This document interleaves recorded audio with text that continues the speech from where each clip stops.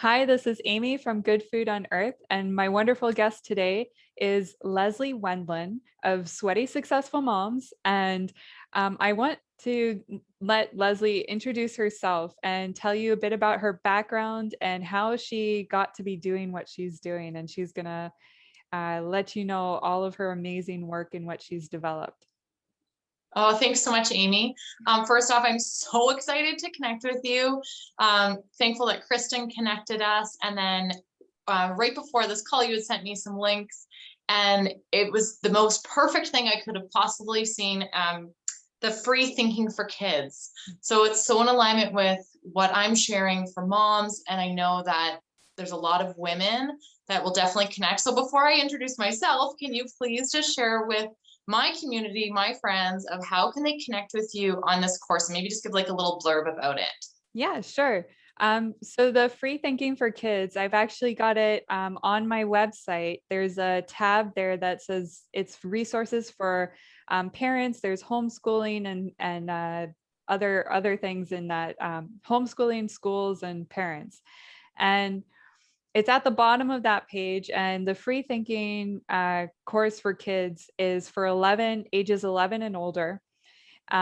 It's basically 3 evenings a week and it's online right now, but the idea is to have educators or parents who are interested attend, and they can take this model and create in-person sessions wherever they are with kids in their neighborhood.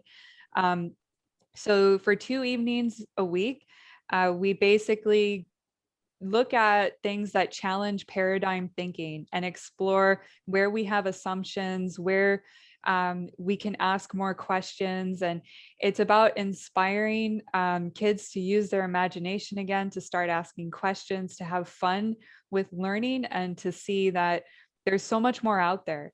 And they don't have to fit their responses in a conformed way. So that's the idea. And the third evening of the week is it's about providing tools for kids to face difficulties with confidence, grace, and resiliency. So that's actually what I'm hoping to talk with you a bit more about, Leslie, because we do know that right now it's such a harsh time, especially for children, and they can feel it so acutely without being very much aware of what's really going on. They can pick up on all these signals and not really know how to handle it.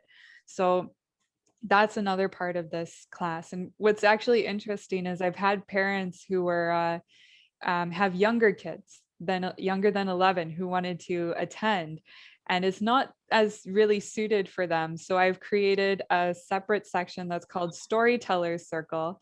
So it's the same concept, but different types of material. It's a shorter time for half an hour online because kids, it's a bit too much screen time. But it's the same idea, to get them to use their imagination, to give their own unique answers without feeling like, they feel stupid or anything like that, and to encourage them to explore and ask questions. It's amazing. My kids, definitely, I want them to join that. And then I'm going to share with other people, because I think the work that you're doing is the work that we need right now. Like you mentioned, I'm also the creator of a healing method called intuitive restoration. Mm-hmm. I'm a spiritual leader because in my life, my own life, I've left room for my soul to lead. Mm-hmm. And I teach others to do the same by tapping into their own unique intuitive voice. Mm. What I'm really, really passionate about, especially right now, is empowering women to live a life of abundance with the freedom to make choices that are based on their own personal values, not based on their limited circumstances, which we're seeing a really massive peak of right now, where people feel confined, people feel restricted, people feel that their values are imposed on. And we're starting to see the whiplash effect of this going on for a long period of time. And it's time for women, for the world, to regain their strength and their ability to make their own choices. So I'm excited to talk more about that. I think you wanted me to share kind of like, how did I get where I am right now? Yeah. Mm-hmm. So when I thought about that, I was like, there was this point in my life. So when I was a child, I was very intuitive. I had dreams of what, kids were going to tell me the next day in school. I saw colors. I was very imaginative. And by my own self-will, I devoted time to education, extracurriculars, and every sporting activity you could possibly imagine. And because I moved my life in that direction, I slowly forgot my intuition. I slowly forgot my creativity.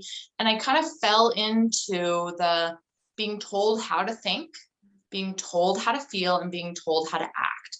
So in college, I played competitive volleyball, and I was in a very intense program that goes into the medical field. Mm-hmm. So most of my day was being told how to be. Mm-hmm. And so I completely forgot who I was. I was binge eating. I was unhealthy. I thought I was happy. I don't think I knew what happiness was at the time. And when I graduated from school, I was playing volleyball with some guys, and this one guy after was telling me about how he was talking about holistic health. And he was telling me that you could treat cancer and heal cancer with these like holistic methods. Mm. And I was so upset that he believed that you could heal cancer with anything other than radiation, chemotherapy, and cutting it out. Mm-hmm. Yeah. And, I just like now when I look back and I see myself in that place, very narrow-minded.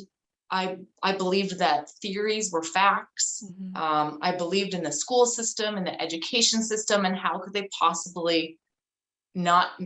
school system not know everything? Mm-hmm. And now I'm on like the flip opposite side of things, yeah, where following intuition, healing intuitively, using nature for healing. But how I got there was once I was working in the medical field, actually a man grabbed my arm, a patient, and he looked me in the eye and he said, "Go live your life now. Don't wait." And I kind of was like, I don't know why. I just feel like I should listen to this guy. Yeah. I don't know. And I started asking my coworkers, it's like, if you could go back in time and give your 20-year-old self some advice, what advice would you give? And most people said travel. Mm-hmm. Well, I actually had no interest in traveling. I felt like sightseeing was kind of exhausting, and I wasn't really into it. But I had recently gotten into yoga. Mm-hmm. And when I was doing yoga, it was the first time where I could feel myself just kind of like enter a bliss, mm-hmm, where it was non-competitive. I wasn't trying to prove anything to anybody. I wasn't trying to win anything. And so I said, okay, you know what? I'm going to go to India and I'm going to learn more about this yoga thing. So I flew to India. I was supposed to be there for 1 month, and I didn't understand enough. And so I said, 1 month is just not long enough. So I called work and I was like, how about I stay for another month? And they said, sure, no problem. And then the next month I called again and again and again until my visa expired and I had to come home. Mm-hmm. So while I was in India, I started doing intuitive healings for people. And I practiced on absolutely anyone and everyone that said yes. That was game to play. And I approached this very differently. So leading up to that point, everything I learned in a book. Mm-hmm. I learned from a teacher. Yeah. So for this, I said, you know what? I'm not going to read books. I'm not going to study this. I'm going to experience it. I'm going to experience my own intuition. I'm going to experience my own feelings. And I'm going to experience other people's feelings when I enter their energetic field. And I'm just simply going to observe. Mm-hmm. And so I did that for 7 years. And then finally launched intuitive restoration, which kind of stayed completely underground. I don't think I've ever mentioned it online until yesterday was a kind of a launch for that, and actually telling people like, I'm not only do I do this, but I can also teach others to do this, to tap into their imagination, to get downloads from the universe, to get their own messages, to lead their own life. So you don't have to rely on the system. You don't have to rely on someone leading you and telling you what to do and telling you how to be happy. You can actually figure that out on your own. But it does take some undoing to get there, because we've been told most of our life what to do and what to think.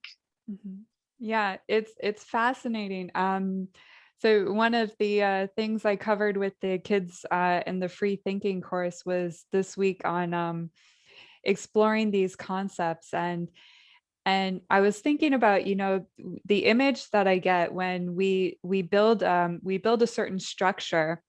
And a lot of people, they've heard the term matrix, but really all you have to think about is you build this kind of scaffolding, and that's what you imagine as your life. And you're like a plant, and that's what you're using to grow. But at some point it's limiting. If you keep it there, then you stunt, everything goes back down, right? So you have to see that there are actually holes in there, and you can break through, and there's more to the picture than what your scaffolding was showing you initially.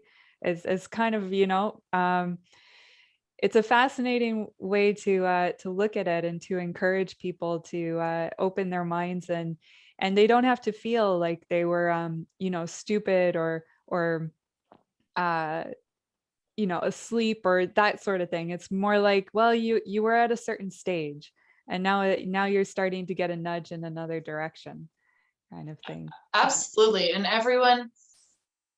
everyone's journey has happened the way it's supposed to.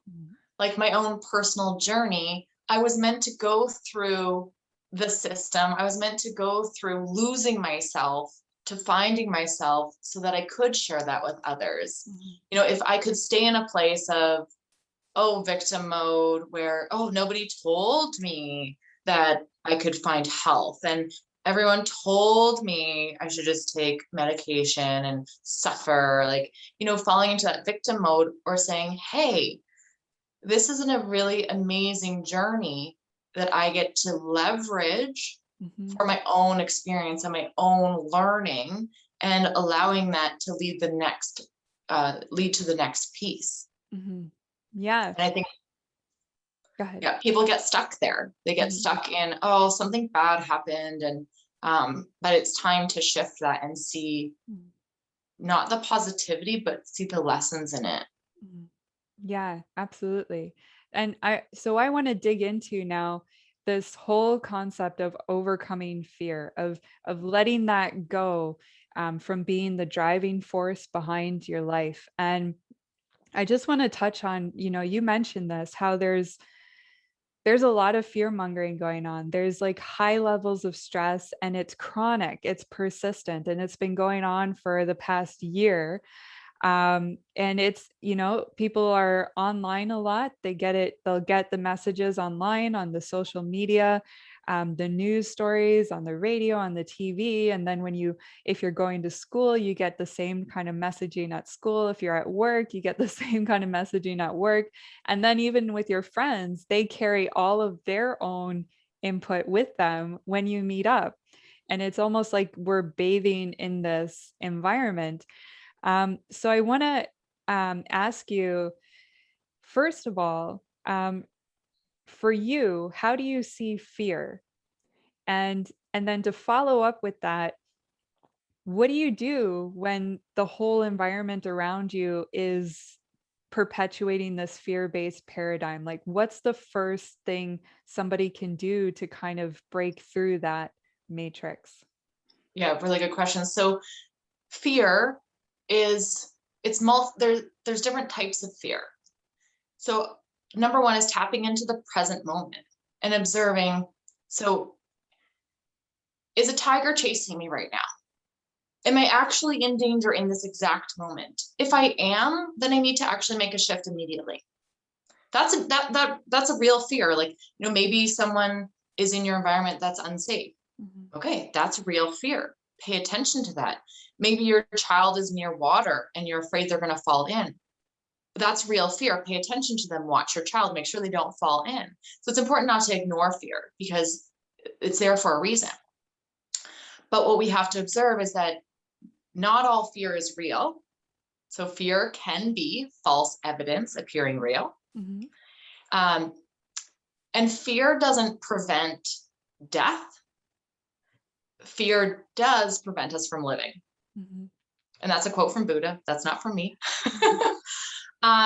So right now, what we have fear. The fear mongering is happening on all sides.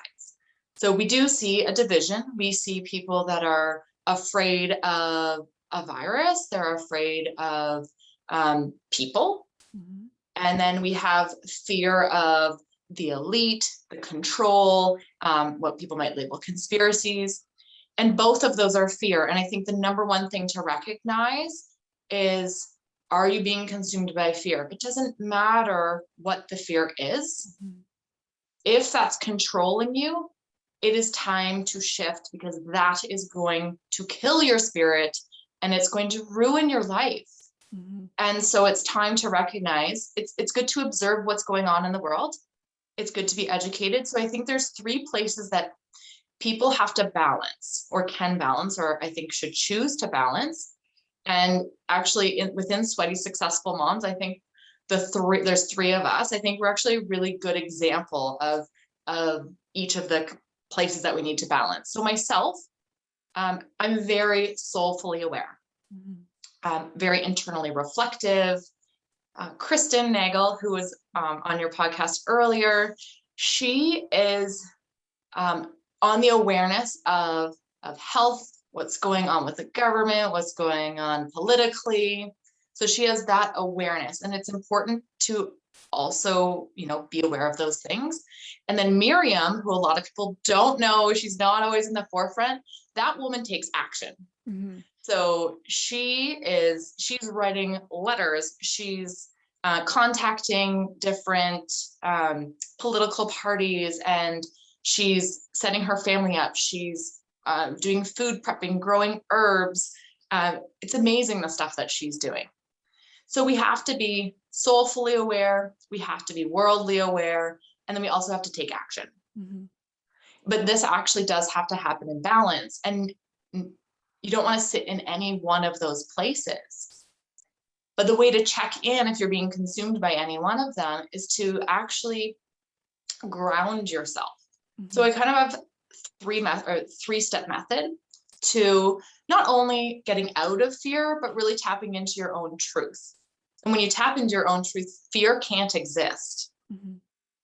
Unless, again, it's a tiger chasing you, then that's real. Okay.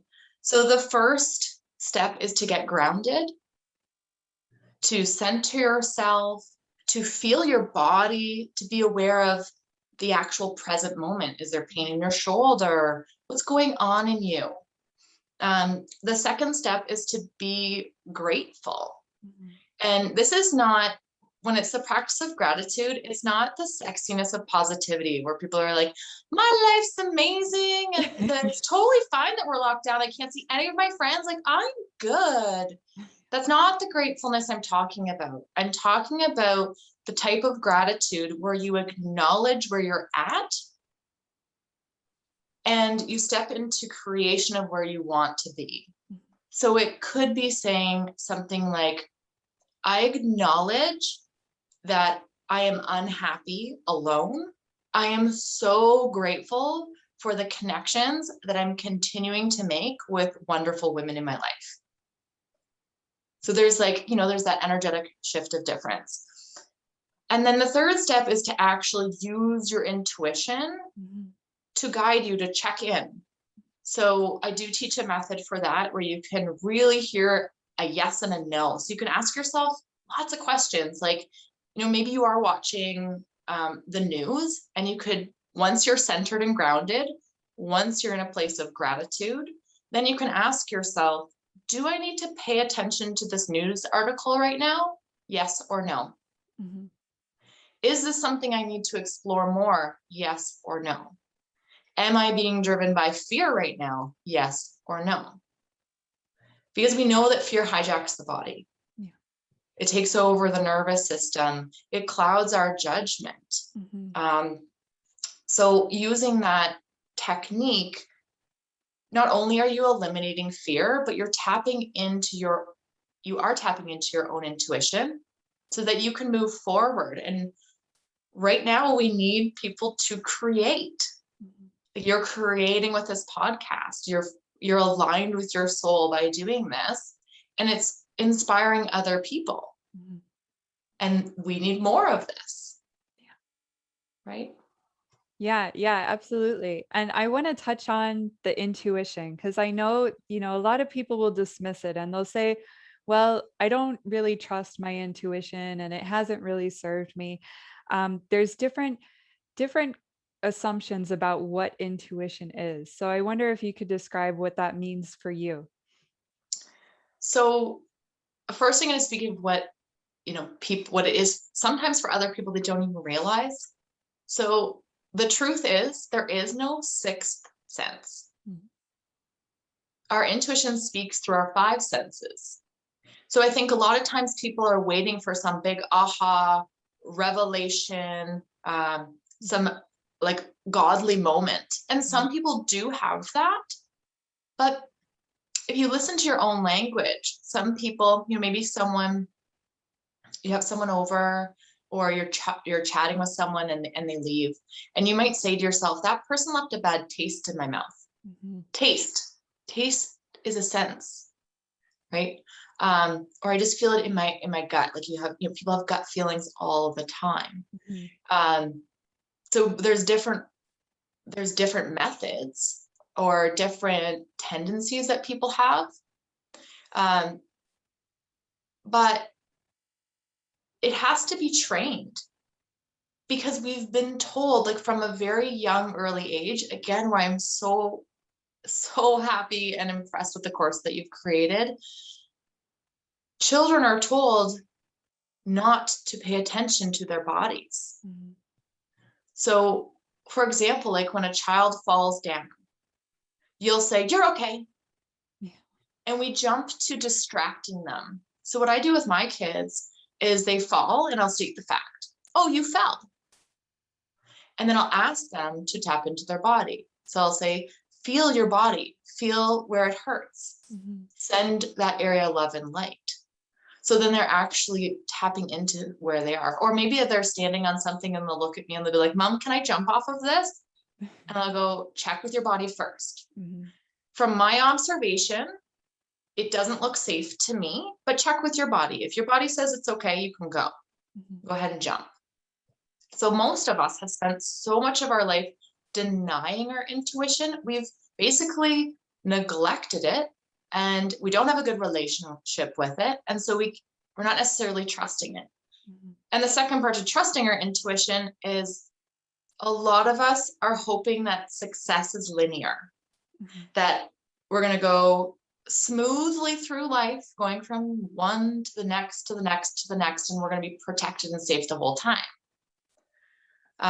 But there's a story about, I'm terrible at telling stories, but there's a story about some king, and he had this like spiritual advisor, and he had to navigate through the woods. And somewhere along the line, the spiritual advisor told him to turn which way, I don't know. And the guy got his finger cut off. The king got his finger cut off. And so he was upset with the spiritual advisor, like, "How dare you lead me to this path where I cut my finger off?" And so he dug a big hole for this advisor, put him in the hole, and then continued on and ran into some cannibals. And they wanted to take the king to use him for like a human sacrifice.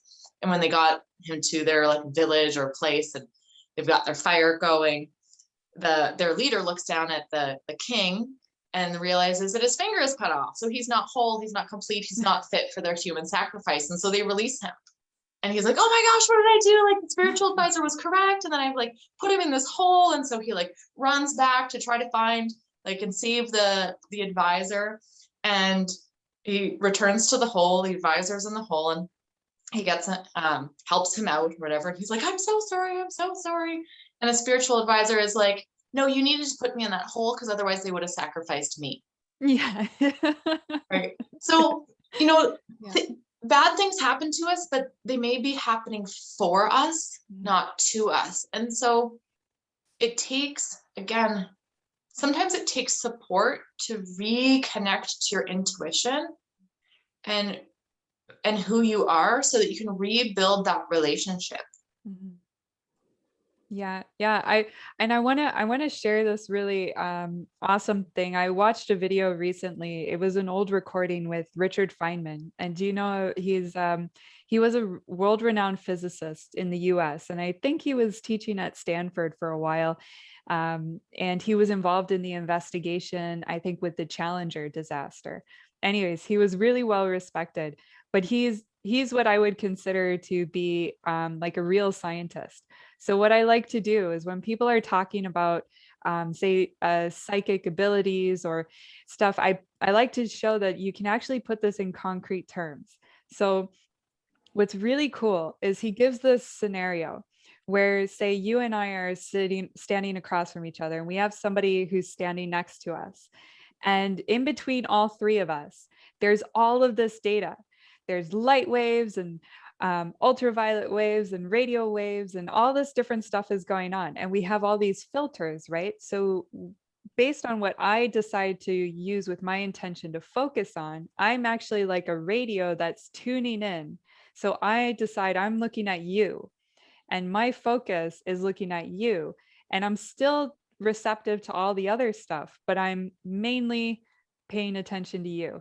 And the person next to us, they won't be seeing our faces the way that we see them. They'll be seeing what's all the way over there, because there are that whole bundle of information they've decided to focus through, and this is what they're going to focus their attention on. And it's like, with your intuition, you're just tuning in to a specific thing, right? You're deciding, I'm going to tune into this data in the database right now that I'm receiving with all of my senses. And this is the kind of direction. And what drives that is your intent, So it's really cool to think about. I wanted to mention one other thing with your when people leave a bad taste in your mouth, or say like they get into your personal space and it feels like, it doesn't feel right. And when people talk about like your aura or your energy field, Mhm. well, consider this, audience people. So when they have microbiome science, and they know that actually it extends the same space as what we call your aura or your energy field. And it's not just microorganisms, guys. And what are microorganisms anyways? Break them down.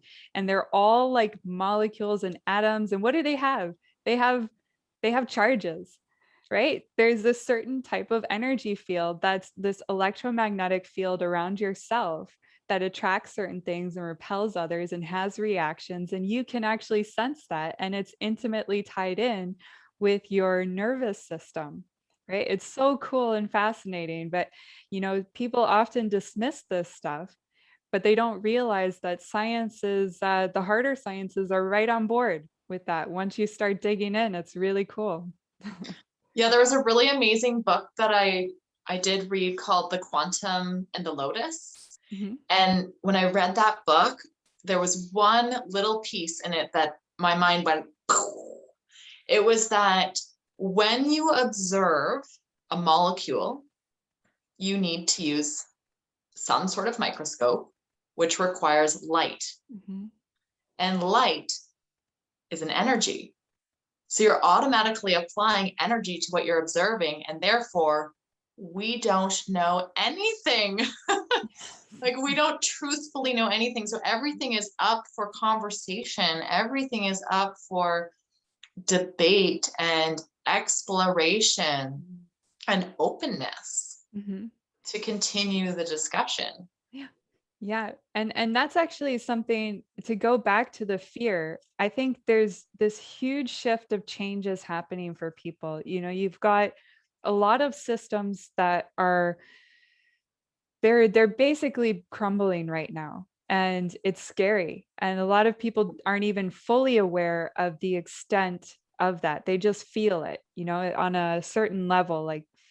And some people are directly hit with their job loss. They don't have the same kind of income. They're being ostracized from their family and friends, maybe because of their views, or just because like it's hit them so hard that they're anxious and depressed all the time and difficult to be around. And you've got people who are afraid of becoming ill, and any little sign of sickness, it's blown out of proportion. And other people are afraid of being fined and arrested for speaking their own mind, which, Absolutely. and it's this fear of not knowing as well, not knowing what is the next thing that's going to happen. I wonder if you might be able to talk a bit about that, and what people could do. Well, one of the things I like to point out is there is a difference between being worried and concerned. Mhm. So I like to use a surfboard analogy. So imagine that you're a surfer and you're standing on your surfboard and your body is braced but relaxed. You got your arms out and you're looking ahead and you're seeing what waves, what waves are coming or how the water is moving. But when you are in worry, you are basically running up and down your surfboard. Mm. You're going to fall off and it's going to hurt. Okay. Mm. And you can't be prepared. So that's when, your worries are controlling you. You can't sleep at night. You don't even know what you're worried about anymore because the list is so long. But concerned is saying, what is actually immediately in front of me, and knowing that you have the skills to deal with it. Mm-hmm. And so the skills to deal with it is being centered in who you are, being grounded. So getting low, Mm-hmm. Bending your knees, having your arms out, looking ahead, but knowing where your body is, Mm-hmm. knowing who you are, and knowing that you can handle a wave that's coming. So yes, things are going to be changing, and they're changing at such a fast rate. And I think a lot of that is a lot of hijacking happening too, because we're changing constantly. Like, do you need to wear a mask? Do you need to wear 2 masks? Do you need to wear eye protection? Do you need to not wear anything? Can you see 1 person? Can you see 5 people? Can you see 10 people? So that, even those like minuscule changes, hijacks your nervous system to make you be in the worried phase, because you feel out of control. And what do we like as humans? We like to have control. And so when all those changes are happening, that's when we have to look out and be like, that's the ocean. Mm-hmm. I'm not going to control. I cannot control what rules are being made. But what I can control is how I react to them. And so I recommend that during this time, writing out, what are your values? Like, what are your family values? Forget about the rules. Yeah. Follow your values. And then in your own heart that whatever comes your way, you can actually handle the consequences. Mm-hmm. And you can handle the rewards, because we cannot avoid consequence. Mm-hmm. And if we're worried about the consequences, we are going to stop living and we are going to crumble.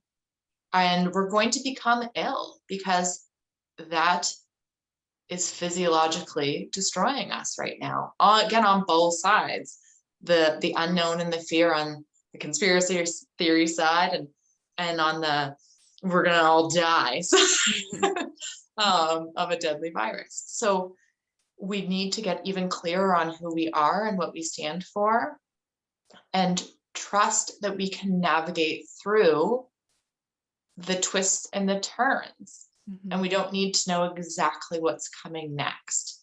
Mm-hmm. If you do tune into your intuition, it will tell you just enough. And I think of a lot of things that have occurred in my own life in the last 6 months. I've had dramatic changes. My job is threatened, lots of things happening. And if I knew if I knew today what I knew 6 months ago, I would have struggled to navigate through the 6 months. Mm-hmm. But I knew just enough at each step to know that everything was happening for me, not against me. Mm-hmm. Hard to just jump into believing that for many people. Mm-hmm. But you can start by just, at night before you go to sleep, letting yourself feel your body. You can do a body scan. And it sounds really simple, but it's rebuilding that relationship. So you can lay down and you can feel your toes, feel your feet, feel your legs, feel your arms, feel your shoulders, and feel your abdomen, and feel your breath moving. Mm-hmm. And trust that you're naturally going to create a new relationship and you're going to navigate this. Yeah, one of the fascinating things I learned from when I traveled is I met Tibetan refugees in India, and I lived with them for a bit. And I also met people in northern Greece, in a small village there, and lived there. And what I found was the the ways that they actually handled the horrific things that they experienced. And for example, in Greece, this small village, they went through so much turnover and, border entries, and they're kind of in this, zone that is prone to conflict and changeover, and in a short period of time. But what was really interesting was that even though at the time I was there, we had some protests and things happening in Athens, in the city, in the village, the people were like, everybody had stuff they were growing in their backyard. There was a local shepherd. You had a local auto mechanic. Everybody knew everybody. They had food, they had shelter, they had their own water source. So they had learned from their past experiences and their ancestors who lived there. They became resilient as a community, so that regardless of what happened, they were there for each other. And it was similar with the Tibetans who, when they came over to India, they formed their own communities and really helped each other. They were kind of in the south. They were sent to this area where for them it was really difficult because they were mountain people, and it was very hot, very low altitude. And they basically built up their communities from the ground up, and it was a lot of hard work. They kept going at it, they kept supporting each other, and now they have like these thriving communities there. And it's really interesting because you have some local people, the Indian people, who are like angry at them for being so successful. But it's like, not all of them, because some, it's just what you do. It's what you do with your time and how you view your situation, no matter how difficult it is. And it's all of us coming together and supporting each other as well, because we've all got something unique to offer. Yeah, and so one thing you made me think of with the worry is there's this quote that I really like, and it goes like this: um, if like, there's really no point in worrying, because if there's something that's coming and you can do something about it, then why worry? And if there's something that's coming and you can't do something about it, then why worry? It's like, That's awful. yeah, because then you can, if you don't worry, you can redirect all that energy that would go into worrying into something else that would help you out. For sure. Yeah. You also mentioned something really important. The community and the worrying and all of that is, we're not alone. That's another thing I hear from women all the time. I'm the only one that feels this way. I'm the only one that doesn't want to wear a mask. I'm the only one. You're not the only one. Mhm. And humans are meant to connect with one another. And what you say the words that come out of your mouth create your reality. So I used to say, I'm really weird. And my husband and I were like, we're really weird. Mm-hmm. And we were really alone in our weirdness. Mm-hmm. And then we shifted it and we said, no, like we're normal. Yeah. And then as soon as we said that and shifted that vibration, everyone that came into our house resonated with us. Mm-hmm. And we started to have more and more community. And now I think that, most people are open-minded just like me, because that's who I've surrounded myself with. And it's happened naturally, like people miraculously come in. But I also had a really cool vision quite a few years ago. And I was in Salt Lake City at the time, and I was walking down the street, and it was actually post meditation, but I was still kind of in a little bit of a meditation trance. And I was walking down the street, and a guy had headphones on and sunglasses on.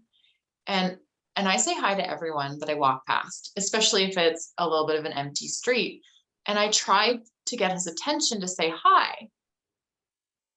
And I couldn't because of the sunglasses and the headphones. Mm-hmm. And a really clear message that I got was that if I want my cells inside my body to communicate with each other, which is health, when they communicate properly, I also need to be able to communicate properly with people around me.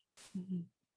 And so I believe that we have the ability to create fabulous communities when we take out the headphones, take off the sunglasses, show who we really are, and it naturally draws people in, and it creates health internally, but also externally. And then it creates health for our children in an environment where our children can thrive. Mm-hmm. Yeah. Yeah. Yeah. It's amazing what can happen. There's a magnetism.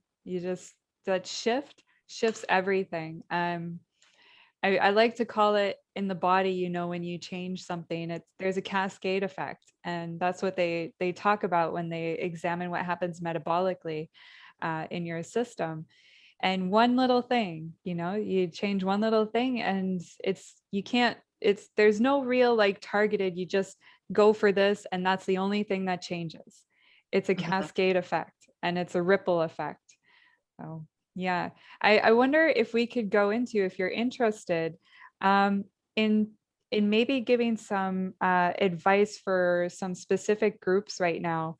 So I was thinking, I know there's, what you were talking about, everybody could use, but I wonder if, like, for example, you have anything that kids right now could do, if they're feeling alone, they're feeling frustrated, and they're not like us adults who may have more of an ability to change our situation.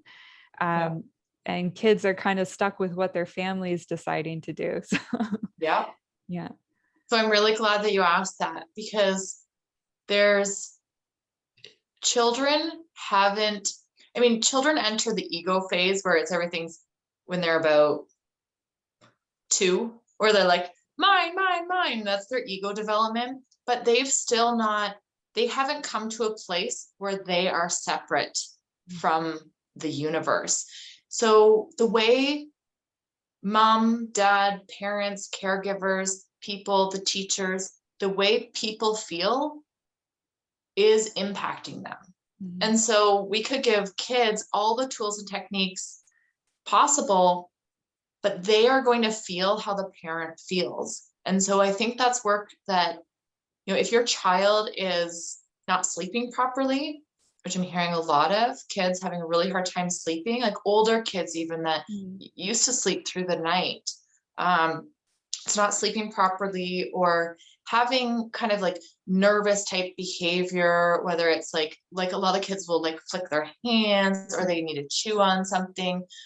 There's age appropriateness for nervousness. But when you see that your child is experiencing anxiety, tap in and ask yourself, where are you experiencing anxiety? And then work with the child through doing your own work. So you can do it together, because ultimately most caregivers care more about their child than they do themselves. And so to do the self-work, it's like, oh, it just doesn't seem direct enough, right? So choose then to do it at the same time. So whether it's taking a moment with your child and talking with them, making creative stories with them to like be able to express their imagination. One exercise I did with my son was we sat with our eyes closed, and I asked him to see the darkness in his eyes. So like asked him to close them, see the darkness. And then I asked him to describe what he sees beyond the darkness. And it opened up really cool conversation. And at the same time, I was doing it with him. So I wasn't telling him to do it. We really were doing it together. Use your creativity to do something with your child, and use them as your motivation for your own self-regulation. They feel how we feel. If I come home, and actually my son one time I was very agitated, but I was holding it together. Like I was really proud of myself. Like no one knows that I'm internally raging right now. And my son, he grabbed an egg off the kitchen counter and he threw it across the room. And I was like, yep, that's how I feel. Like you nailed it. So kids are they're really empathic.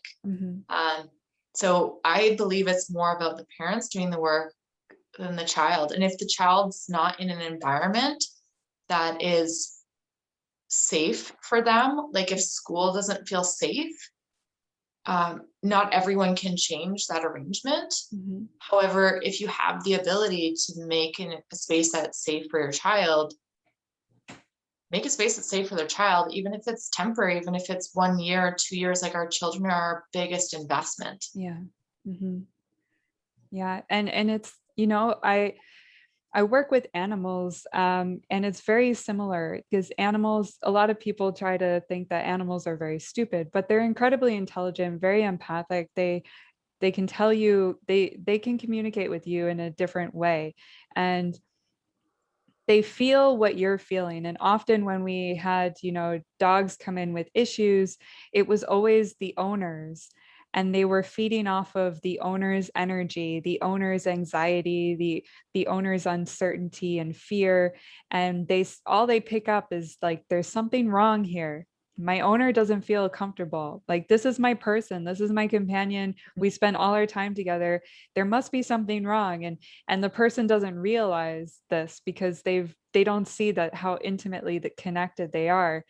But what I love is working with animals or working with kids is I don't want them to be dependent on me. So if you could give them something that empowers them, because eventually I'm not going to be around, right? Like you and I, we've got limited time, and our kids are going to experience things that we may never come across, that they'll discover new things about life that we may never experience.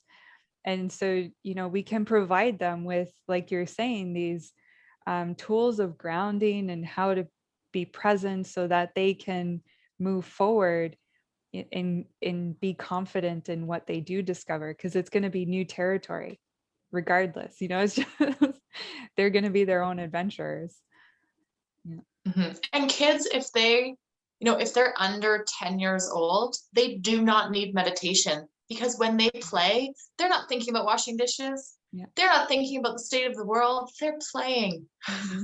So meditation is their play. They don't need to sit with their eyes. They don't need to sit in formal meditation.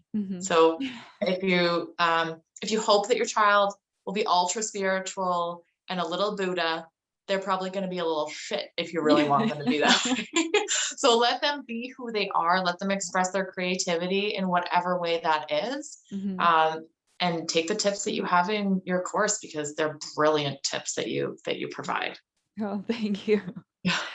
But I think this is, the stuff that you're offering as well, like especially for moms, it's so needed. And and the thing is, the empowerment that you give um moms right now is, it's like, it's reminding them, being like that mirror to reflect back that you don't need to search outside of yourself. You can do this already. It's right there. Um, and so I want to move on to seniors. And there's a lot of people who have loved ones in care homes, and they just haven't really been able to see them. And there's a lot of seniors we know who are basically giving up on life. It's the same in all spectrums. We have people who are just seeing there's no point in living because there's so much fear. Um, so I wonder, what can people do for the seniors in their lives who are kind of isolated from everyone, and they don't get to see their grandkids and all that. So I can say personally, I don't have a good answer for this, because someone actually asked me this: what can I do for my grandmother? And I was like, go get her and take her for a walk. Yeah. This is where I actually I feel angry when I think about seniors, because I do not want to be 60, 70, 80, 90. I don't want to be 90 years old, abandoned from my family and in isolation. Absolutely not. I would absolutely rather risk death and killing other people than risk. I would not want to be in isolation. I feel like that's imprisonment. I do not think it's just. However, I know that when I gave that response to my friend, she's open, she's loving. It wasn't an angry conversation. She said, I'd love to do that, but if I see my grandmother, then her grandmother has to be in isolation for 14 days from the rest of her, from her community, even though the amount of connection they get within the home is limited. So I don't have good advice for this. I guess we can send, unlimited love and recognize what is out of our control. And so I think that's probably also very individual. That's asking, do I have control in this? What can I do? My grandmother's made it very clear that she's completely content being alone right now. She doesn't want to see anyone. And although that makes me very sad, like, that's actually her choice. She's choosing that. And so she's good with her choice because she's actually centered in who she is. Right. Yeah. And so, maybe if I had an elderly who did not want to be in isolation, or I guess not everyone's in isolation, but did not want to be restricted. I have the means to I've actually already told my mother, I was like, if you, for whatever reason, ever need to go in a home, you're not going in a home. I will make sure that you can live in my home, and I would make it work. Again, not everybody can do that, but that's where everyone's unique. There's no one style fits everybody. So it's checking with your own intuition and your own courage of what can you do. I think you make an important point there as well, because a lot of these concepts I know I write about in some blog posts, and people can get stuck on what they expect a certain action to be. Like, you can talk about being loving or being compassionate, being kind, and there's a particular image in mind that people will have, and they say, well, I can't do that, because they're picturing that specific image.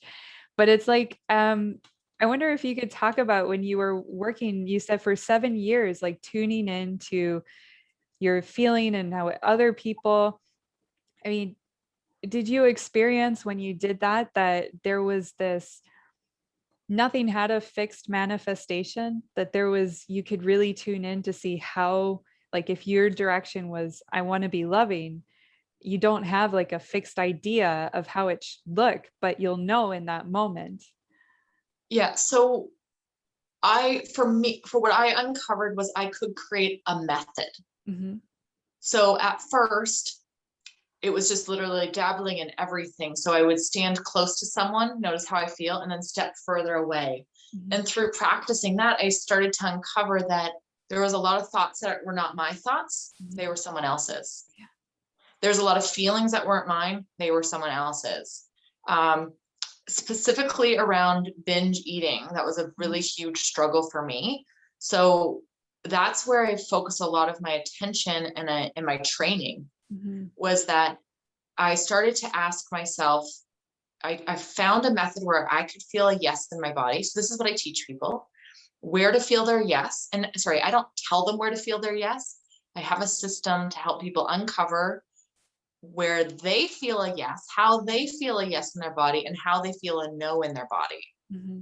Because intuition can be it's very imaginative. It can be very imaginary for some people, because people are psychic, so they can see visions, but that doesn't necessarily give you, what do I do in this exact moment? Mm-hmm.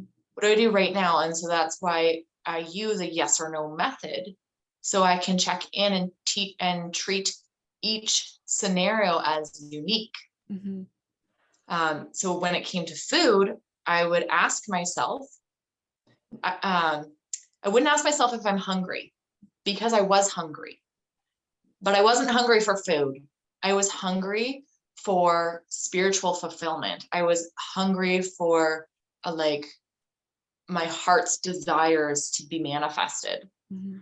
So I didn't ask that question. I'd ask, is this food going to satisfy me? Yes or no?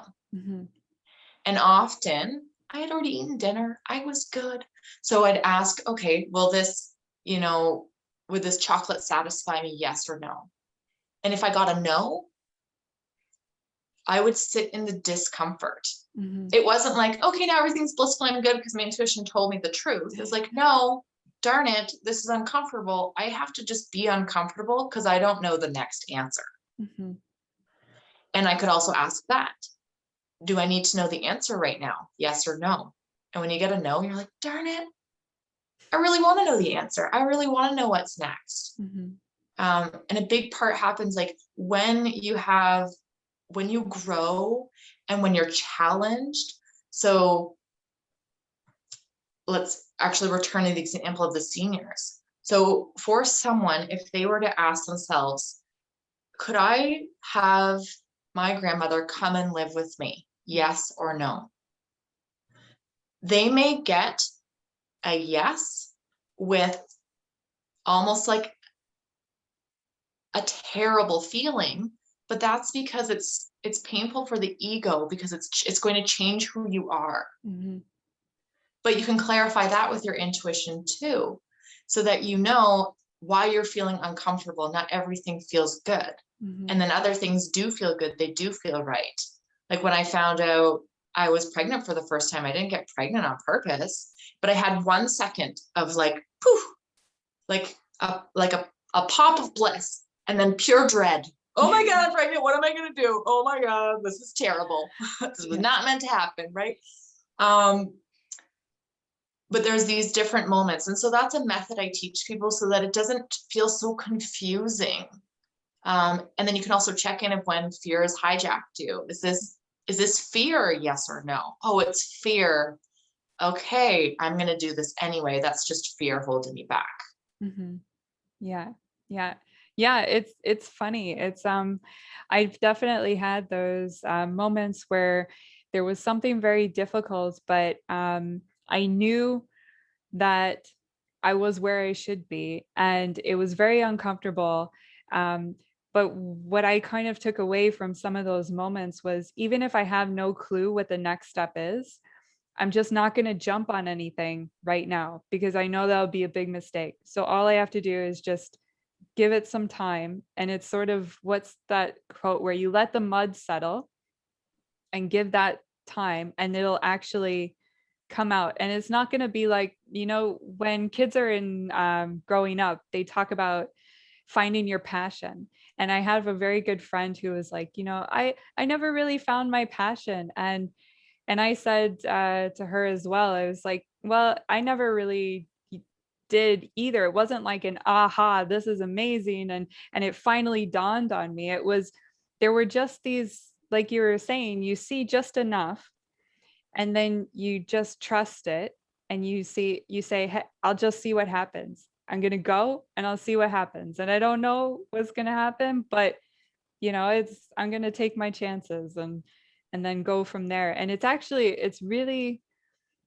it's where you're actually fully present, because you don't have this big future planned out either. You're not playing in the future, you're not playing in the past, and everything is very very immediate and intimate. Yeah. Yeah, Simon Sinek, he talks about the infinite game. Mm-hmm. Because most of us have been taught, again, what are you going to do in 5 years? What are you going to be doing in 10 years? And you either achieve the goal or you don't achieve the goal. But what if the goal was never achievable? Yeah.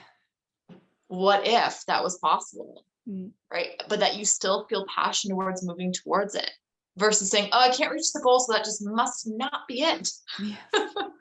Right? That's an Yeah. external goal. It's not an internal drive. Mm-hmm. So like my internal goal is to see God in everything and everyone and to serve others.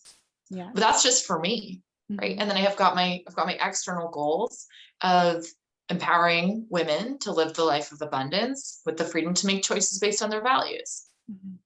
Right? And then I've got family goals, and like, I'm never going to fully achieve them. It's always going to be in the process. But there's also a quote from an old movie with Tom Cruise, The Last Samurai. And he asks the samurai, do you believe in destiny? And the samurai said, I believe that a man does everything he can until his destiny is revealed to him. Right? So there's, like what you said, there's a series of moments of moving forward and knowing that where you are is exactly where you're meant to be. You're also supposed to continue moving forward and growing and expanding. Yeah. Yeah. Well, Leslie, I want to thank you so much for coming on for this interview. And I want to leave off by asking if you could share where people can contact you if they're interested in working with you, working with Sweaty Successful Moms and Kristen and Miriam, who are together with you. And if there's any last bit you'd like to say about overcoming fear right now. So to connect with me, to connect with Sweaty Successful Moms, if you are unsure of what your passion is, you're not sure what your purpose is, and you're looking for more meaning in your life, you don't need more to do, but you're looking for more meaning, then please reach out to Sweaty Successful Moms. So it's Sweaty Successful Moms, MOMS.com. You can enter your email, and we have a program. It's not listed on the website. It's called The Meaningful More, and it's how to live a vibrant life with more passion, more peace, and more purpose. And we've had many women go through the program with amazing results. Some women feeling like they needed to leave their career and start something new, and other women looking for ways to stay within their careers. And it's just the magic that has been brought out of women to find their center, to be able to either stay in the career or move forward and make the shifts that they need with confidence. It's been really awesome to watch women transform that way. And if you are looking to really dive into your intuition and you're really interested in getting that crystal clear, you can, I'm going to post a link. I believe you're going to share a link for me. I have a program called Intuitive Restoration. It's how to tap into your intuitive and psychic abilities. So this is for women who are interested in healing, others, in honing in that skill, or even like improving that skill that they already know that they have, and fine-tuning it. So for that, you can connect to the link and you'll get a free gift from me when you go to that link. It's called The Top 3 Reasons Why You Can't Hear Your Sixth Sense. So you'll get that free guide from me. There's a little intuitive card reading within the guide. And then you'll also get, when you click that link and you download the download, you'll also get an access to a free call with me, a free 45 minutes where I'll give you an intuitive reading. Cool. Amazing.